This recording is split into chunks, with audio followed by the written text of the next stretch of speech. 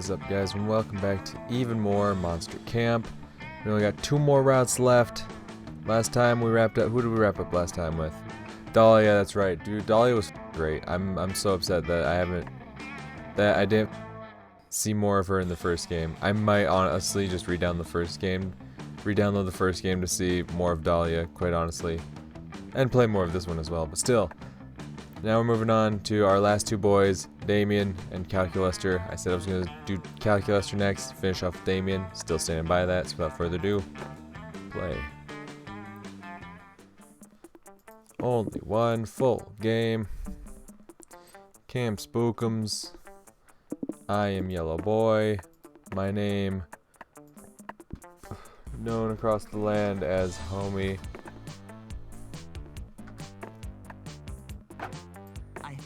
I packed enough socks. Okay, so for Calculester, we definitely need smarts, for sure. But then what else? What's the other stat we want to put a little focus? I'm thinking fun. I'm thinking smarts and fun. I'm thinking that's the way to go. Oh my... Blade. It's a Beyblade with a fucking knife taped to it. I love it. Business anal paste. Okay. Magic Mushrooms Guide. Give me the smarts and fun. Perfect. Lemonade Dakimakara. Why? Campfire Songbook. Smart Creative. Where's some fun?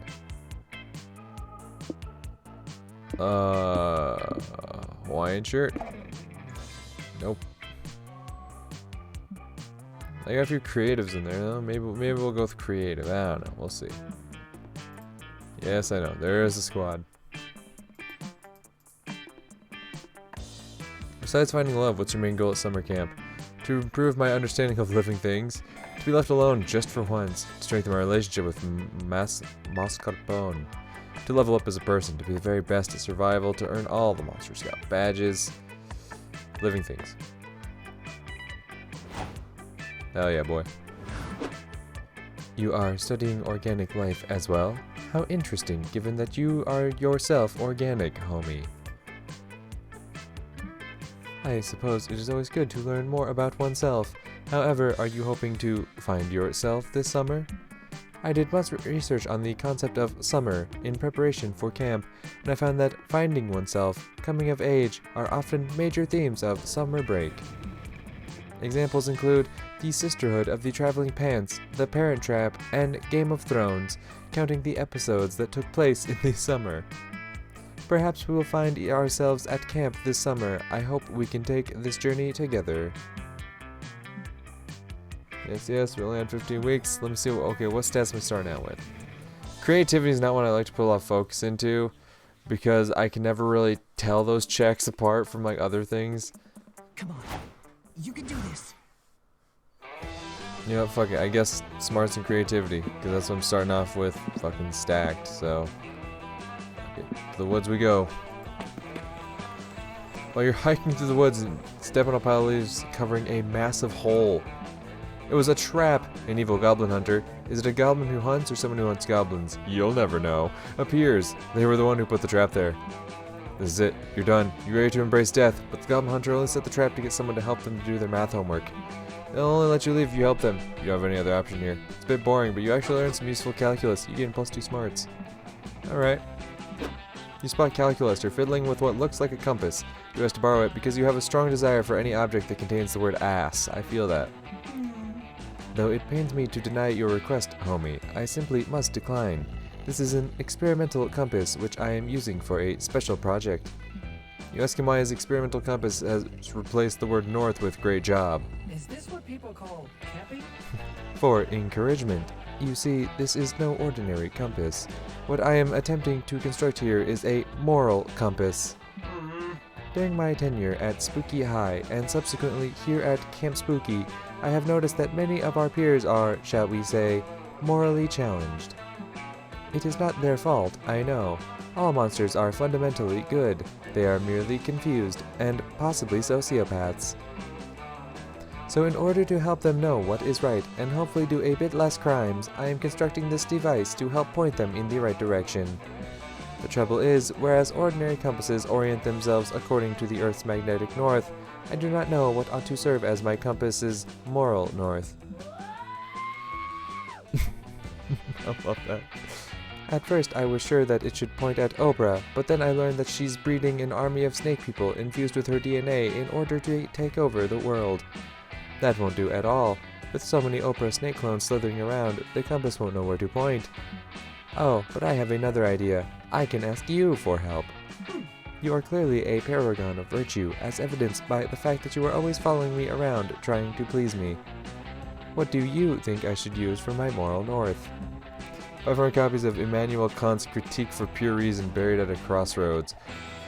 Whoever's at the top of the official World Karma scoreboard. I don't know what either of these could be. One of them's a smart one, which I have, but I don't know what the other one would be, and I don't know which is which.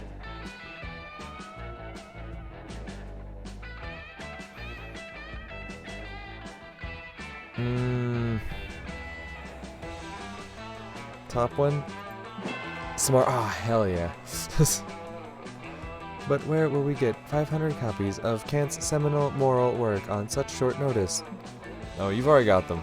The last page of the Critique of Pure Reason reads, by the way, the greatest categorical imperative of all is to go out and buy 491 more copies of the Critique of Pure Reason. Success achieved. Thank goodness you decided to express your morality through consumerism, homie. How very modern. Come, let us bury your books. You head out into the woods with a couple of shovels and get to digging. It's nice to share some manual labor time with your metal pal. You get all sweaty from the hard work. Cal doesn't though, so he asks you to smear some of your sweat on him so you can feel included. So romantic. At last you finish burying all 500 copies. Only then do you remember books aren't magnetic. Dang. But suddenly... Look, homie, my compass is going haywire, and the ground... Is it shaking? It is indeed. From the pit full of books, a glowing blue hand emerges. I am happy. Oh my, it appears the books we planted have sprouted into a morally ideal person. It's just as Kant wrote in chapter 7. The morally ideal person rises from the dirt, their eyes glow with golden light. They have big titties and a huge wiener. Hello, morally ideal person. What is your name? The only name that is categorically correct to have, says the apparition. Douglas. Hello, fellow organic life forms. Hello, Douglas. Would you like to be the moral north for the compass I am making? Well, says Douglas, I was going to travel the earth righting wrongs with my supernatural powers of moral reasoning. But it is categorically imperative to do nice things for people when they ask you to. Very well. I will stand here for eternity in order to power your dodgy compass. Wow, you truly are a paragon of virtue. Thank you, Douglas. I will come visit you all the time. By the way, can I call you Doug? That would be like calling Immanuel Kant Manny K, says Douglas. I bid you farewell. Indeed, I am already learning so much about moral reasoning. Farewell, Douglas. I shall visit you every day. Cal stays true to his word, and the lessons he learns from Douglas make him an even sweeter boy than he already was. As for you content yourself with +2 charm and +1 smarts. I'll take it. Alright. Alright, where do we go from here? So we're tied up with creativity and charm. Which one am I feeling is gonna be more helpful? Let's go creative. Let's go creative. Fuck, we'll go creative. It's the Scout HQ, right? Yes.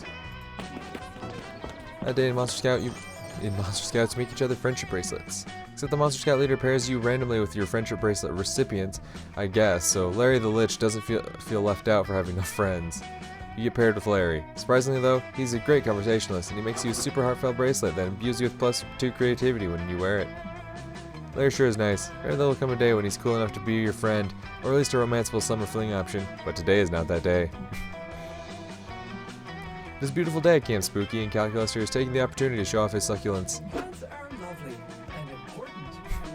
You see, friend homie, I did not want my succulents to feel left out of the camp spirit, so I've been making each of them tiny Camp Spooky appropriate outfits. Ooh. Did he just say ooh woo? Ooh. Each one will be receiving a tiny scout sash, with even tinier scout badges and individual bathing suits they can wear while I spray them with mist. Calculester is so adorable when he talks about his plants, you can't help but stare lovingly into his face as he speaks. Well, well, well. Why am I not surprised? Yet another camper staring intently at a screen instead of enjoying the great outdoors. Camp Spooky isn't about using electronics. It's about engaging in classic activities like scouting and swimming and doing manual labor to benefit the camp. And yet here you all are, on your phones. You explain that Calculester is not in fact a phone, but rather a sentient being and in fact a fellow camper under her charge. Friend Homie is right, friend camp director Miss Weaving.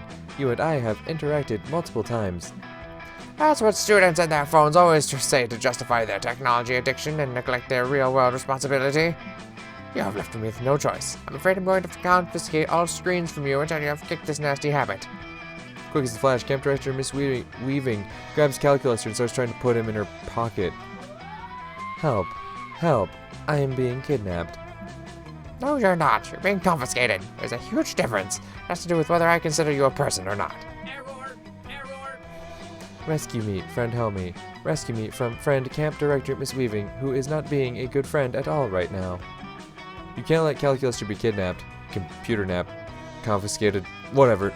He can't be taken away. You need to find a way to convince camp director Miss Weaving that your relationship with Calculester is far from an unhealthy addiction. Given your history of spending all your time and energy trying to impress one classmate with no regard for school or extracurriculars, this may not be true, but you still need to convince her. Show her a really unhealthy addiction by digging up your old Garfield conspiranoia blog. Show her you're addicted to Sex with Machines Anonymous computer chip, which proves your relationship with robots has been healthy for 10 months. I don't know what's what. Show her you're addicted to sex with machines. Like, it says computer chip, but also says addicted to sex with machines. I feel like the bottom one's more likely to be, like, one I can pull off. Show her a really healthy... Nah, charm, I didn't have enough. Son of a bitch. Alright. Ah, I see you carry a computer chip from Addicted to Sex with Machines Anonymous, the recovery group pioneered by reformed robot fucker I suck Asimov. Wait just a second. This isn't from Addicted to Sex with Machines Anonymous. This is from Addicted to Sex with Machines, proudly not anonymous at all, and I'm going to keep doing it all the time. How dare you bend the truth to make it seem like you were seeking help to move past your robot sex addiction, when in reality you were just adding fuel to the fire. Everyone knows that the group you are part of encourages wanton, reckless, constant, mindless, promiscuous sex with machines as much as possible, as often as possible. Friend Homie, is this true? You start to protest, but you can't Calculester further by lying to him more. You admit that it's true. I am disappointed.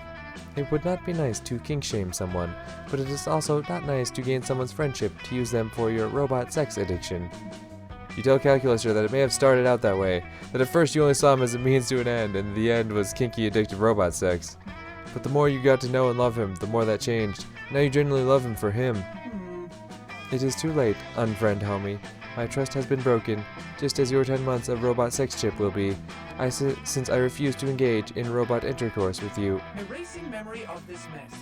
Please, friend Camp Director Miss Weaving, go ahead and confiscate me. There's nothing more for me here. Thank you for your cooperation, Mr. Hewlett-Packard. Hopefully this will teach Camper Homie a valuable lesson about becoming addicted to robot sex.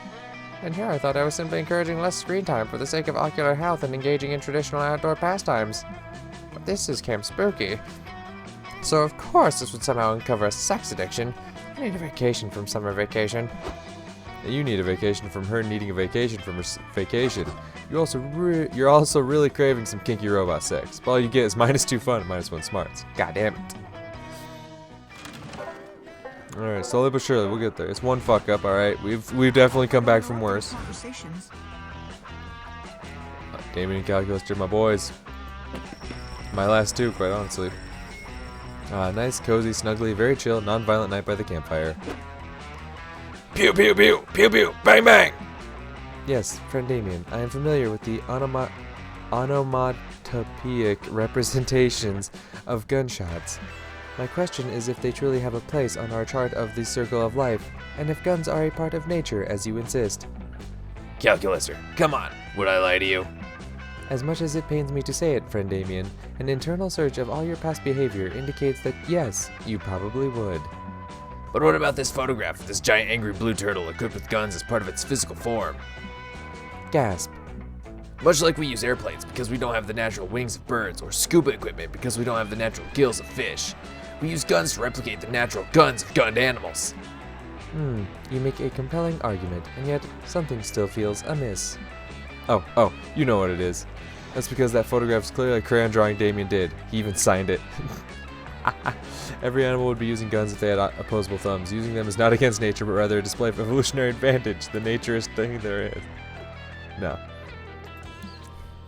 Do you mean to say that this photograph has been digitally manipulated by Photoshop and is not true to reality? What? No, I would never. And I can prove it. I don't even know how to use Photoshop. You explain once again that it is not Photoshop, because it is literally just a drawing done with crayons. But, friend homie, can a photograph not be made of crayons? You explain that no, it can't. Then this is not the first time that I have been deceived. No kidding. Could this mean other photographs on this chart of animals exhibiting bad behavior might also be crayon drawings, which are not photographs at all? Nope. All super legitimate, and you should do no follow-up. What about this tapir committing tax fraud in order to survive the lean times of the financial recession? This wild boar engaging in light treason to forage for food? This coyote using a worrisome amount of dynamite to catch a roadrunner?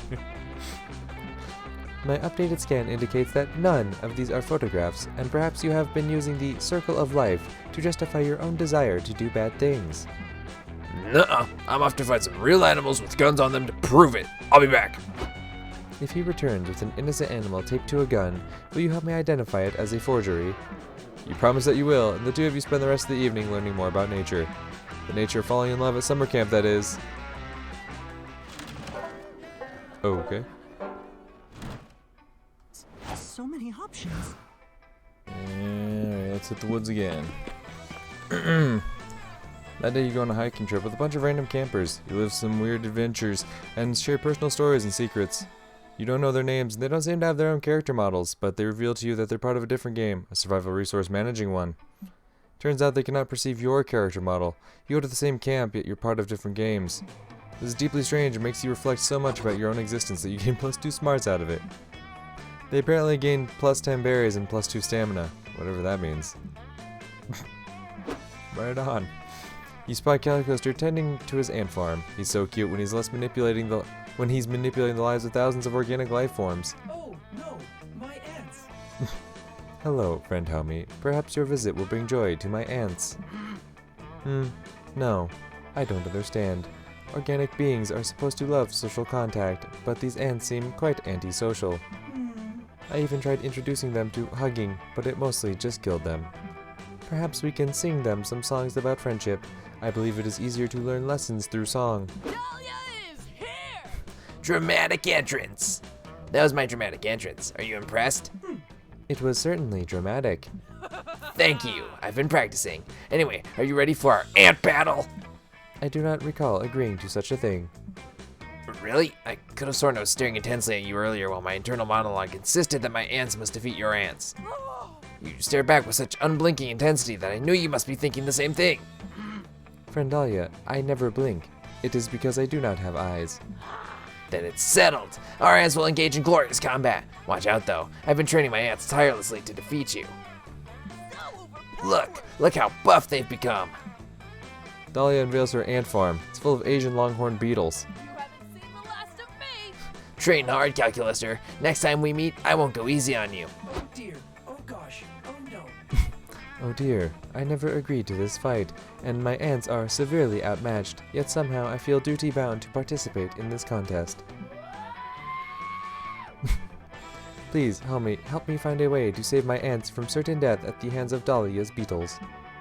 Don't engage them in direct combat, challenge them to a space race. It worked during the Cold War, it'll work for an ant war.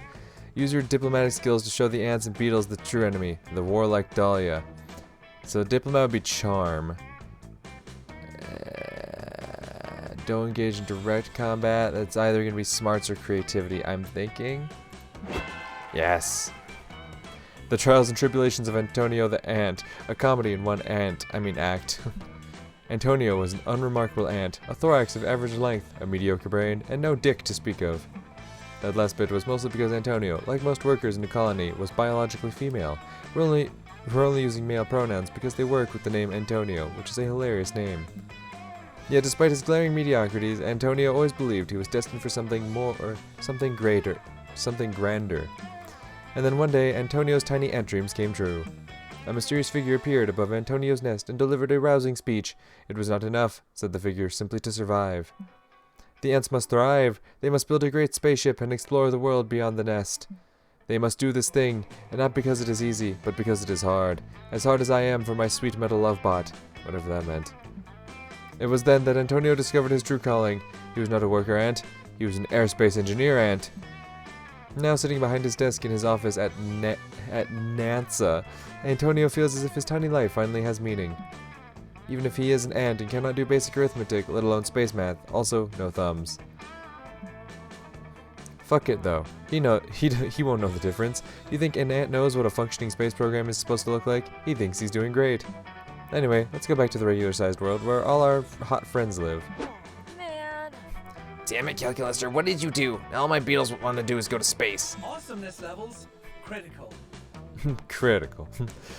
It was not I, it was friend Homie, and all he did was introduce them to the bewitching mystery of space. Curse the bewitching mystery of space. You got lucky this time. I'm gonna beat up space. You're not sure how Dahlia plans to beat up space, but she sure seems motivated. Almost as motivated as you are to find a way to smoosh Calculester. You gain +2 smarts and +1 fun. I'll take it.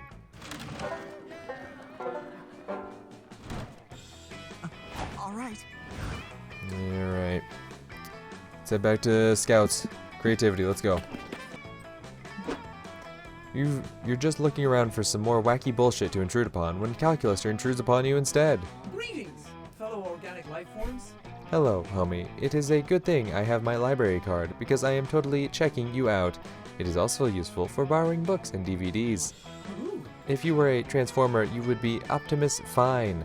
Although I am as of yet unsure whether you can turn into a truck. If I could rearrange the alphabet, I would put you and I together, despite the fact that that would seriously disrupt alphabetic sorting and likely damage my programming. Actually, with that in mind, I do not think I would want to rearrange the alphabet. I do like you, though. admin permissions to kiss? Is this working? Are you aroused? Well, you're amused, and that has some of the same letters. Oh dear, oh gosh, oh no. I knew it was hopeless. Lately, I've been feeling more and more of what you would call romantic feelings towards you, but I have been unsure how to express them. Naturally, I turned to the internet for advice, but this list of 40 best pickup lines has proven highly ineffective at winning your fragile, meat-filled heart. I am aware that I have several good traits, but I am afraid being sexy is not one of them. Oh well, perhaps a torrid love affair between the two of us is simply not meant to be. No, you can't let Calculester give up. A torrid love affair between the two of you is definitely meant to be. Look, robots can be upgraded, right? Surely there's a way to upgrade Cal's sexiness. Just need to figure out what it is. 14 metal dicks. That's the fun answer. Train his neural net on every romantic comedy ever produced. The bottom one's either fun or boldness, for sure. Yeah, they were creative. You suggest to Calculester that watching a large number of romantic comedies night. Great idea. I have now watched every romantic comedy ever produced. How do I look? Am I sexy? You start to explain that merely watching the romantic comedies isn't enough. He's going to have to... Server error. Error. Attempt to distill a coherent moral framework from movie corpus has failed. I have consumed the content, but I do not understand the behavior of the various characters. Do they not realize that if they ceased telling each other horny lies, their probability of a romantic outcome would dramatically increase? Well, romantic comedies aren't strictly realistic depictions of...